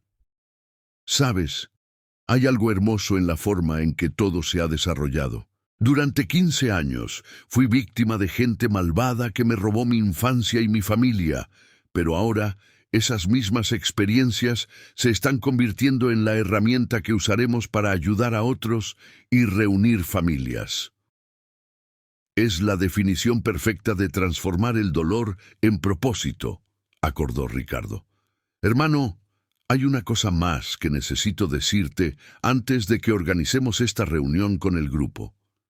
¿Qué es? Carmen tomó una respiración profunda. No todos los sobrevivientes en nuestro grupo están listos para compartir sus historias públicamente o trabajar en una fundación que se enfoca en trauma. Algunos han logrado seguir adelante enterrando completamente sus experiencias pasadas, y eso también es válido. Por supuesto, no todos sanan de la misma manera. Exacto, así que cuando conozcas al grupo vas a encontrar una amplia gama de respuestas. Algunos estarán emocionados y dispuestos a involucrarse completamente. Otros podrían ser más reservados o incluso resistentes a la idea de remover recuerdos dolorosos. Ricardo asintió comprensivamente. Carmen, mi único objetivo es apoyarte a ti y a las personas que consideras familia.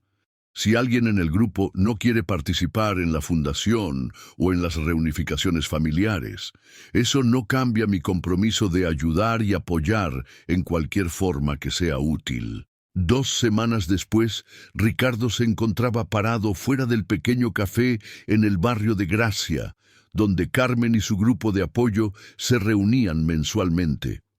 A pesar de haber dirigido reuniones de alta importancia con ejecutivos de todo el mundo, nunca se había sentido tan nervioso como en este momento. Estas 22 personas representaban algo más que un grupo de apoyo para su hermana. Eran su familia elegida, las personas que la habían ayudado a sobrevivir cuando él no pudo protegerla. Carmen apareció a su lado, notando inmediatamente su tensión. Hermano, van a adorarte. Ya les he contado tanto sobre ti que algunos bromean diciendo que sienten que ya te conocen. ¿Y si no les gusto? ¿Y si piensan que soy solo un rico tratando de comprar su aprobación con dinero? Ricardo se ajustó nerviosamente la corbata. Ricardo, mírame. Carmen tomó sus manos entre las suyas. Estas personas han desarrollado un instinto infalible para detectar intenciones falsas. Han tenido que hacerlo para sobrevivir. Si no fueras genuino, ya lo habrían percibido desde las historias que les he contado. El hecho de que estén dispuestos a conocerte significa que ya confían en ti. Entraron al café, un espacio acogedor con luces cálidas y mesas de madera antigua.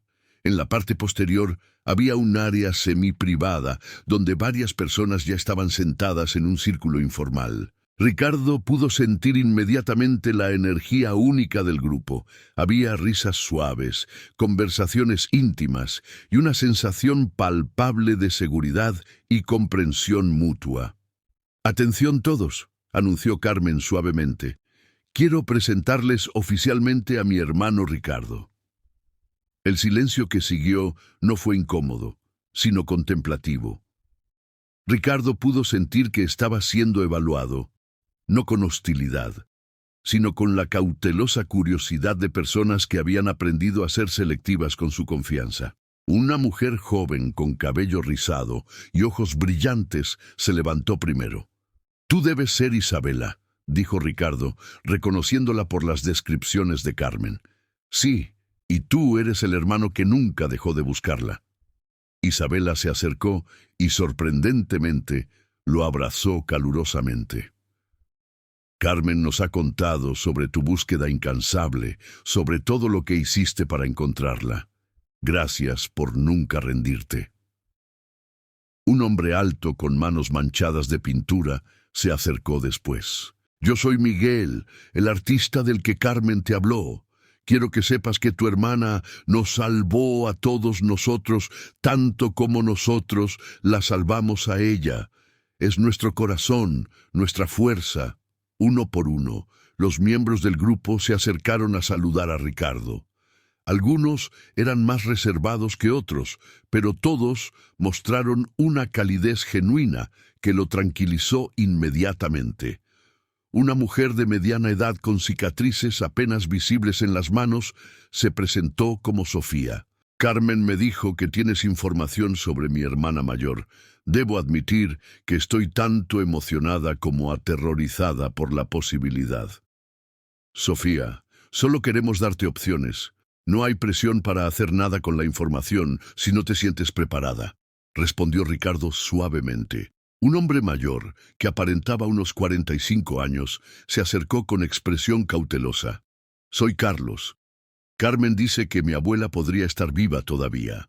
Ricardo sintió que se le formaba un nudo en la garganta al recordar la información que Miguel había compartido sobre la abuela de 82 años que mantenía su habitación intacta. Carlos, ella no solo está viva, sino que te ha estado esperando todos estos años. Los ojos de Carlos se llenaron de lágrimas, pero se las secó rápidamente. Tengo miedo de que no me reconozca. Tengo miedo de decepcionarla. Cuando desaparecí, era solo un niño pequeño. Ahora soy un hombre adulto con problemas, con cicatrices. Las abuelas no ven cicatrices, Carlos, interrumpió una voz desde el grupo.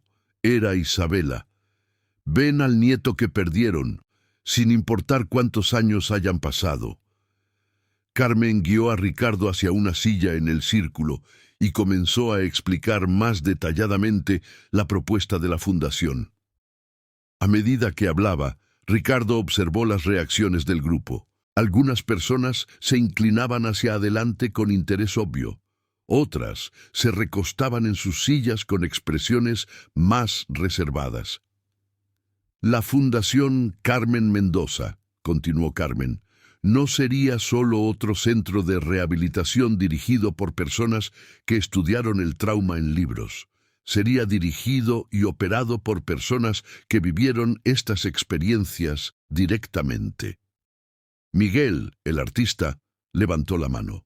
¿Qué tipo de trabajo estaría disponible para personas como nosotros? No todos tenemos educación formal. Ricardo se enderezó, emocionado por poder responder esta pregunta. Miguel, tu arte cuenta historias que las palabras no pueden expresar. Estoy imaginando galerías terapéuticas, talleres de arte-terapia, espacios donde los sobrevivientes pueden procesar sus experiencias a través de la creatividad. Tu falta de educación formal no es una limitación, es una autenticidad que ningún título académico puede proporcionar. Los ojos de Miguel se iluminaron. ¿Realmente crees que mi arte podría ayudar a otras personas? Miguel, intervino Isabela, tu serie de pinturas sobre la liberación me ayudó más que 2 años de terapia tradicional. Tu arte ya está ayudando a la gente. Ricardo continuó explicando diferentes roles potenciales: consejeros pares, coordinadores de programas, especialistas en alcance comunitario, facilitadores de grupos de apoyo. Para cada posición, enfatizó cómo las experiencias vividas de los miembros del grupo serían más valiosas que cualquier credencial académica. Sofía levantó la mano tímidamente. Ricardo, ¿qué pasa si algunos de nosotros queremos involucrarnos con la fundación, pero no estamos listos para reconectarnos con nuestras familias originales? Sofía, son decisiones completamente separadas. Tu participación en la fundación no depende de que explores reunificación familiar, y tu decisión sobre reunificación familiar no depende de tu participación en la fundación. Cada persona tiene control total sobre su propio camino de sanación. Un hombre joven que no había hablado durante la reunión finalmente levantó la voz. Me llamo Alejandro. Fui secuestrado cuando tenía 11 años y estuve con la Red del Sur hasta que tenía 16. Logré escapar durante las redadas, como la mayoría de nosotros. Ricardo asintió, dándole espacio para continuar. Quiero ser honesto contigo, Ricardo. Parte de mí está resentido de que hayas encontrado a Carmen después de todos estos años, cuando algunos de nosotros hemos aceptado que nunca veremos a nuestras familias nuevamente. Alejandro hizo una pausa. Pero otra parte de mí está esperanzada de que tal vez tu dinero y recursos puedan hacer cosas que nosotros nunca pudimos hacer por nosotros mismos. La honestidad brutal de Alejandro creó un momento de tensión silenciosa en el grupo. Ricardo se dio cuenta de que esta era una prueba crucial. ¿Cómo respondería a la resistencia y el escepticismo legítimos? Alejandro, tienes razón en sentirte resentido. Es injusto que yo tuviera recursos para buscar a Carmen, mientras otros no tuvieron las mismas oportunidades. Es injusto que el dinero haga la diferencia en situaciones como estas. Ricardo se inclinó hacia adelante. Pero ahora que sé sobre todos ustedes, ahora que entiendo la magnitud de lo que han vivido y superado, tengo la responsabilidad de usar esos recursos de manera que beneficien a tantas personas como sea posible. ¿Y qué obtienes tú a cambio?, preguntó Alejandro directamente. Ricardo pensó cuidadosamente antes de responder. Obtengo la oportunidad de honrar a mi hermana y a todos ustedes, transformando años de dolor en algo constructivo. Obtengo la posibilidad de que mi búsqueda obsesiva de Carmen finalmente sirva a un propósito más grande. Y honestamente, obtengo una familia extendida de personas extraordinariamente resilientes que pueden enseñarme sobre la verdadera fortaleza humana. Alejandro estudió el rostro de Ricardo durante varios segundos antes de asentir lentamente. Está bien. Estoy dispuesto a dar una oportunidad a este proyecto.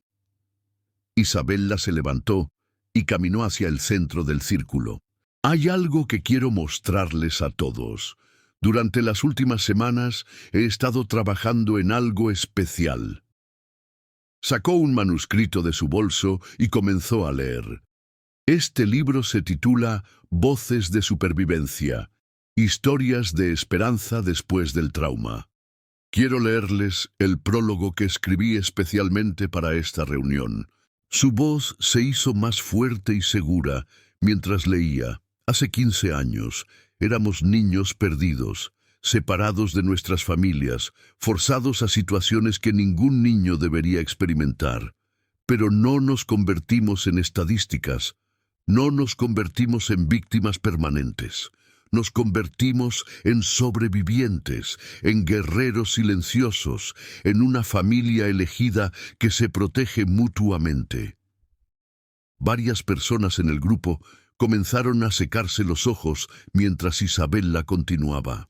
Hoy tenemos la oportunidad no solo de sanar nuestras propias heridas, sino de prevenir que otros niños experimenten lo que nosotros experimentamos. Tenemos la oportunidad de transformar nuestro dolor colectivo en un escudo protector para futuras víctimas. Esta es nuestra llamada a la acción, nuestra oportunidad de convertir la supervivencia en propósito. Cuando Isabella terminó de leer, el silencio en el café era profundo pero cargado de emoción. Finalmente, Carlos se levantó.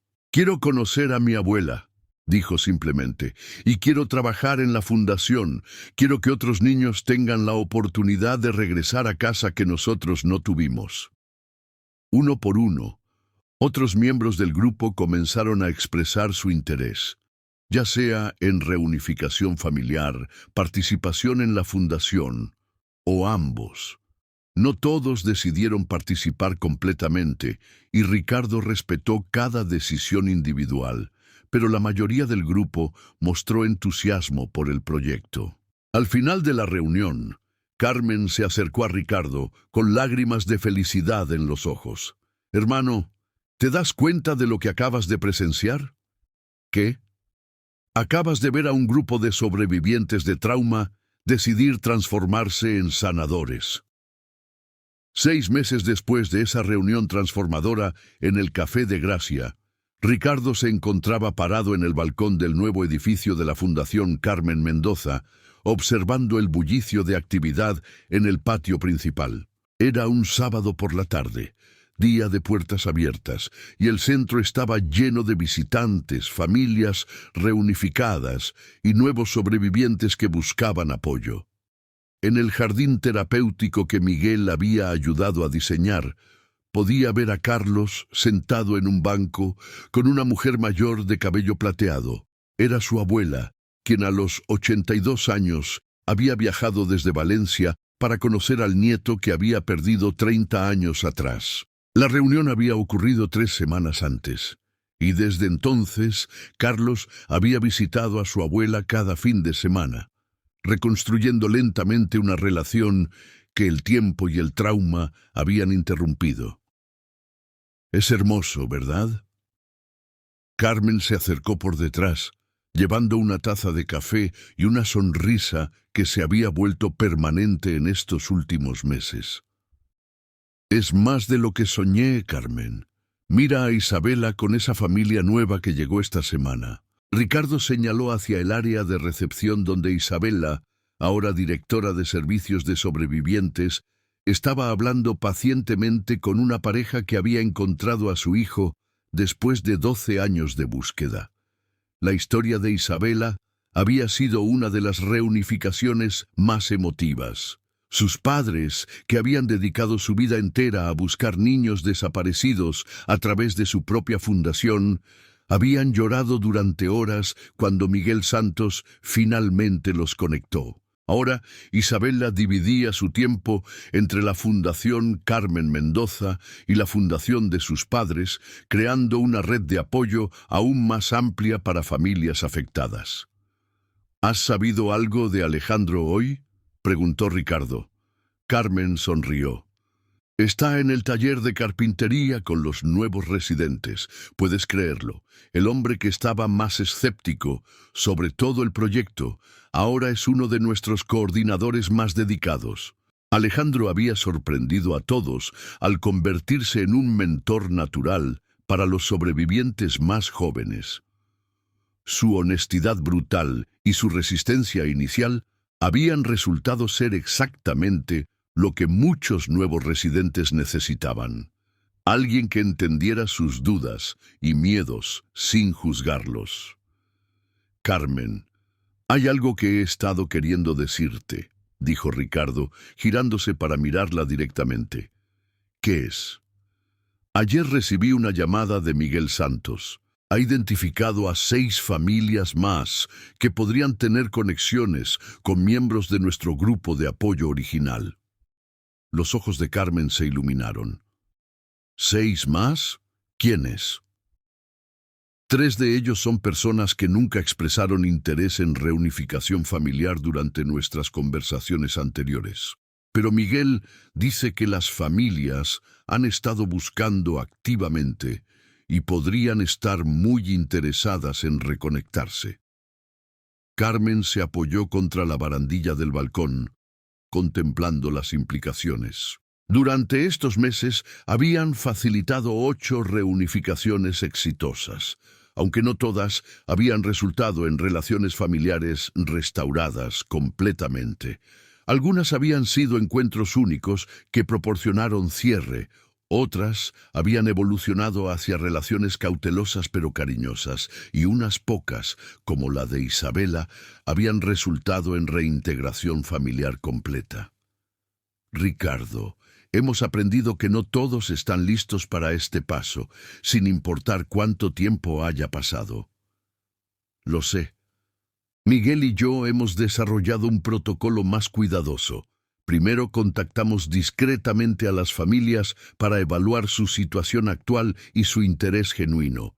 Luego, solo si todo parece positivo, presentamos la opción a los sobrevivientes sin presión alguna.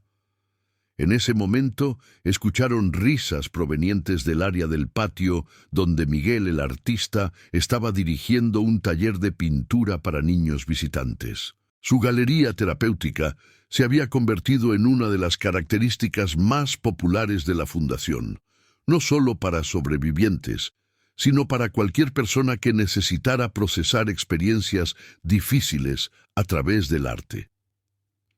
«Mira eso», dijo Carmen señalando hacia el taller. «Miguel está enseñando a esa niña pequeña cómo usar los colores para expresar emociones que no puede poner en palabras.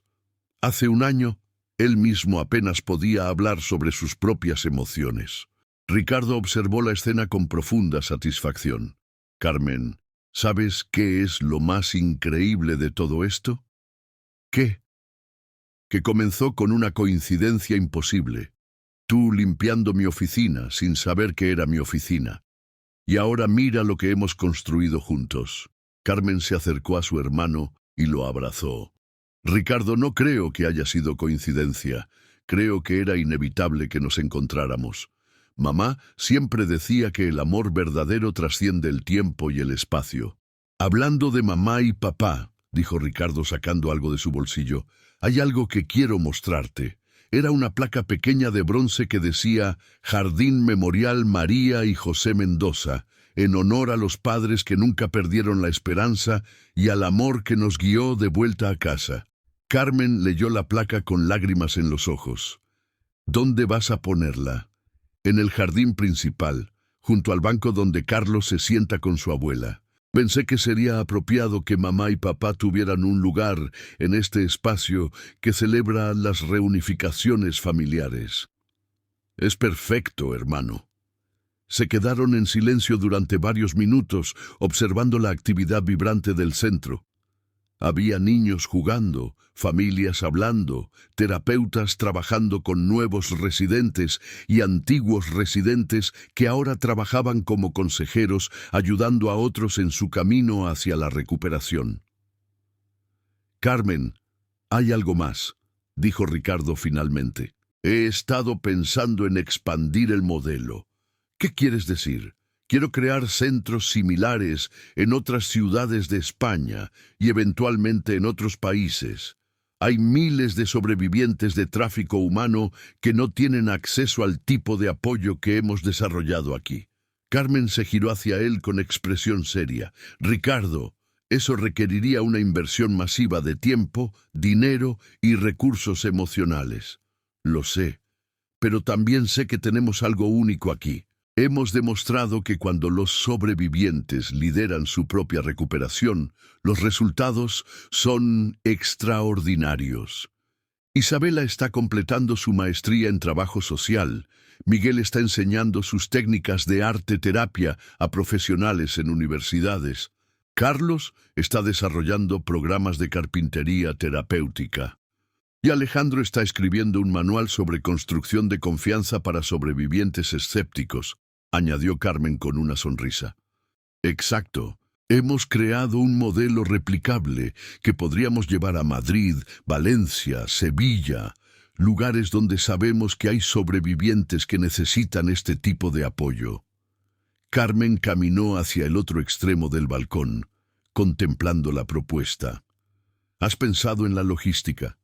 No solo el dinero, sino el hecho de que tendrías que encontrar sobrevivientes dispuestos a liderar cada nuevo centro. Ya he comenzado a investigar eso. Miguel Santos me ha conectado con redes de sobrevivientes en otras ciudades. Hay grupos informales similares al nuestro original en al menos 5 ciudades españolas. ¿Y estarían interesados en algo como esto? Algunos sí. Pero quiero ser muy cuidadoso de no imponer nuestro modelo en comunidades que podrían tener sus propias formas efectivas de sanación y apoyo. En ese momento, Isabela se acercó al balcón desde las escaleras interiores. Perdonen que interrumpa, pero hay alguien abajo que quiere conocerlos a ambos. ¿Quién es?, preguntó Carmen. Es una mujer de unos 50 años.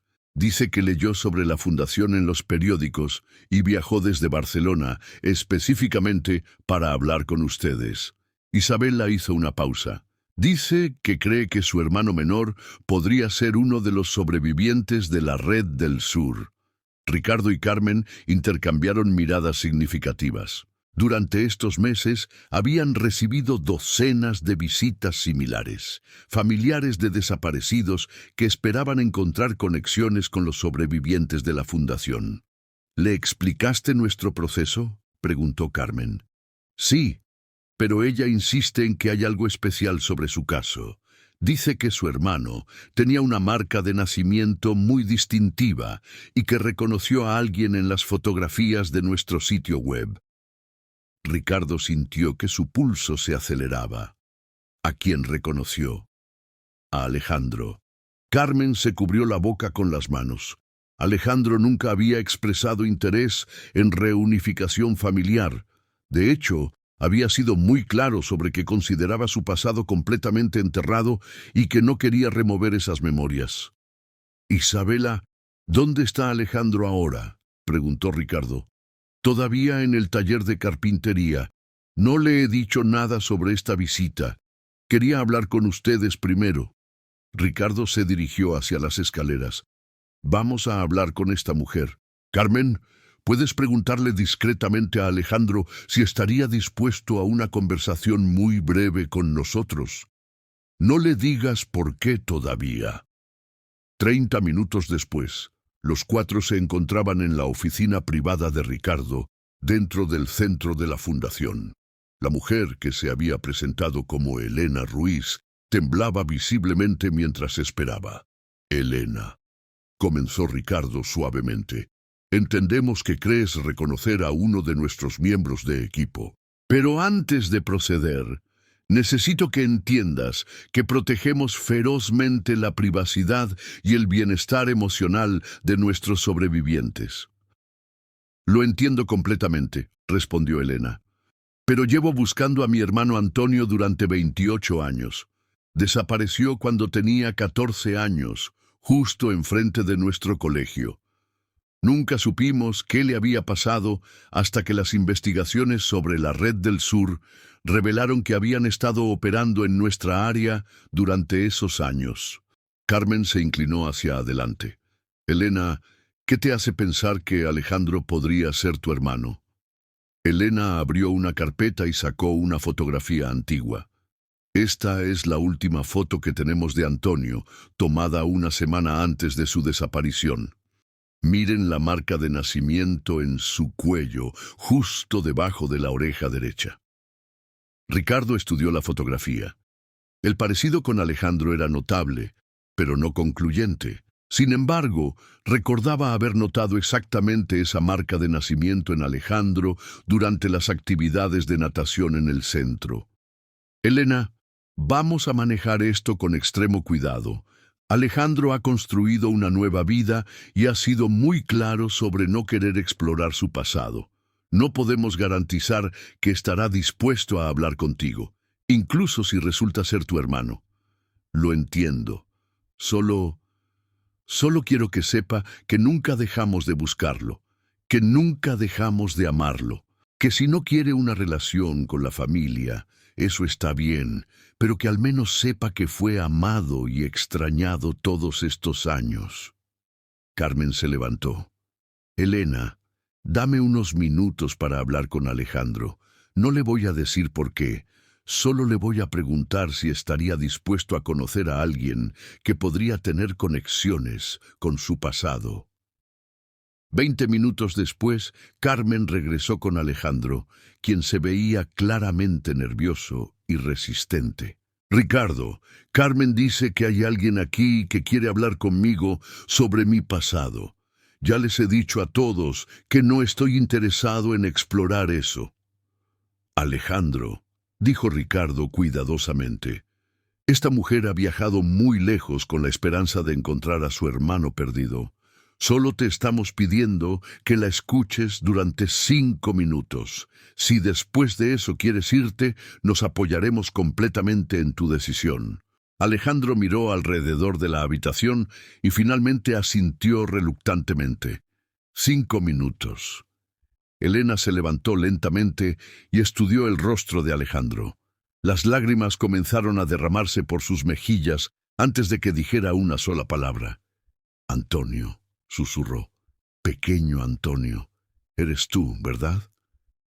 Alejandro se quedó completamente inmóvil, con los ojos fijos en Elena. Después de lo que pareció una eternidad, levantó su mano y tocó la marca de nacimiento en su cuello. «Nadie me ha llamado Antonio en 28 años», murmuró. Y en ese momento, Ricardo comprendió que habían presenciado el último milagro en una serie de milagros que habían comenzado aquella noche lluviosa cuando encontró a Carmen limpiando su oficina. La búsqueda que había comenzado con la pérdida de una hermana se había transformado en una misión que había reunificado docenas de familias y había creado una nueva forma de esperanza para miles de sobrevivientes de trauma. Mientras Elena y Alejandro se abrazaban por primera vez en casi 3 décadas, Carmen tomó la mano de Ricardo y susurró: «Hermano, creo que mamá y papá estarían orgullosos de lo que hemos construido con nuestro dolor». Ricardo apretó la mano de su hermana y observó cómo otra familia se reunía después de años de separación. «Carmen, creo que recién estamos comenzando».